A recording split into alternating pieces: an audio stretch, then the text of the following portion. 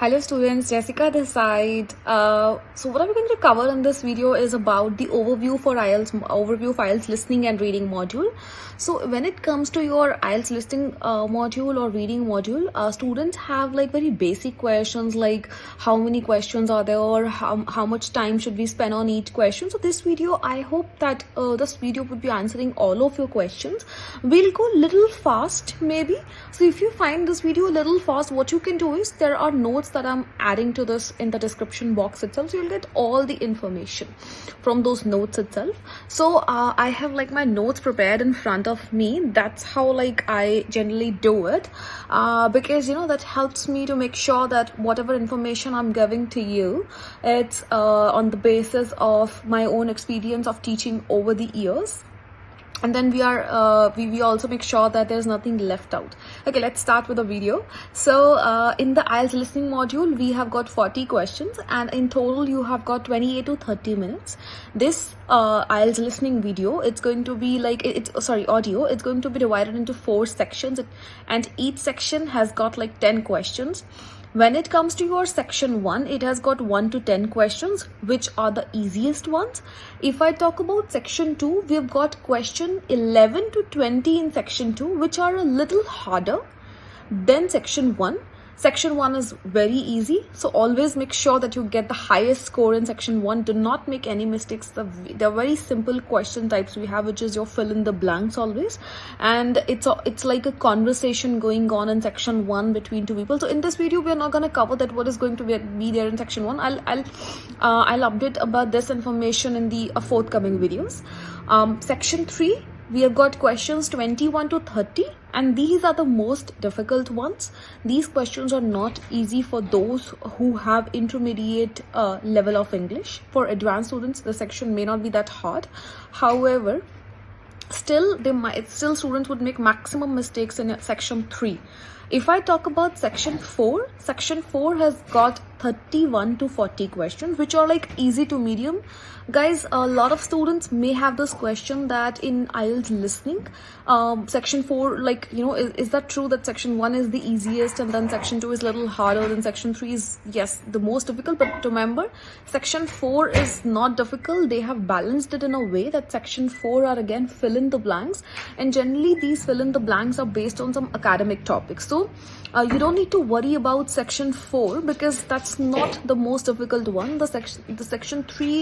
Section 3 is going to be the most difficult one, wherein you have to be utterly careful. In the forthcoming videos, I'll also be talking about the strategies that we use for each and every section in detail. Okay, so this is how we have got 40 questions, 28 to 30 minutes, and then we know that the sort of questions we get in all the sections.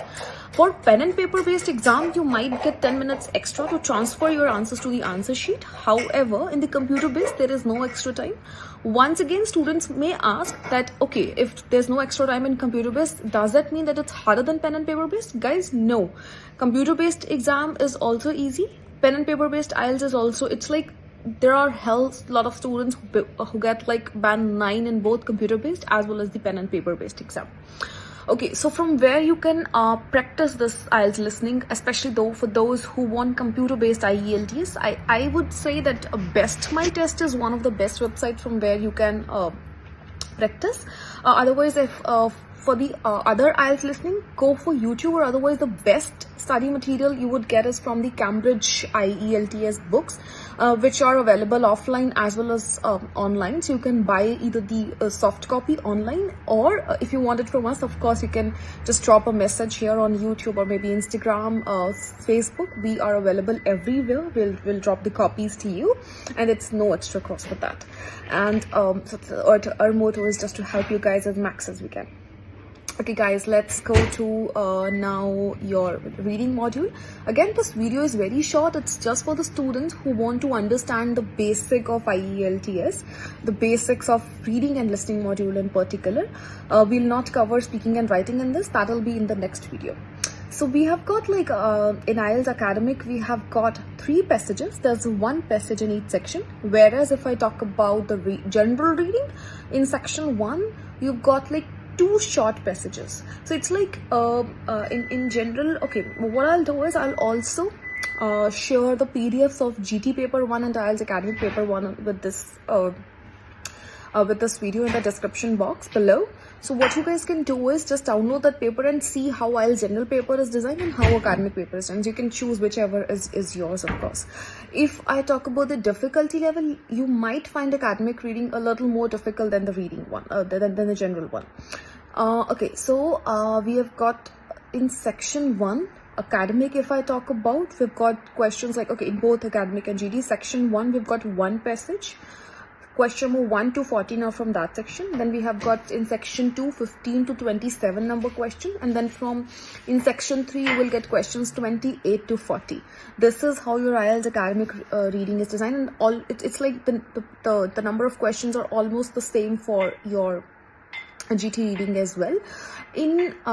Okay, so there's this one more difference before I conclude this video. IELTS GT reading and academic reading, the band scores are not the same. So let's say you've got complete 40 in your 39 or 40 in academic, you would get a band score of 9 if you're doing academic one. But if you're doing the GT one, you would get, if you get 39, your band score would reduce to 8.5. So you have to make very sure that in GT reading, your more answers are correct in order to get a high score.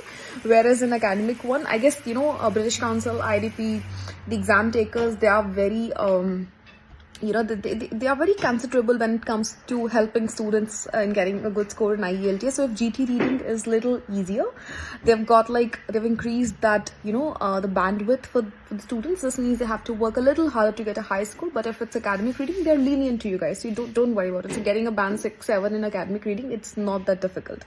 If you think it's difficult, no, it's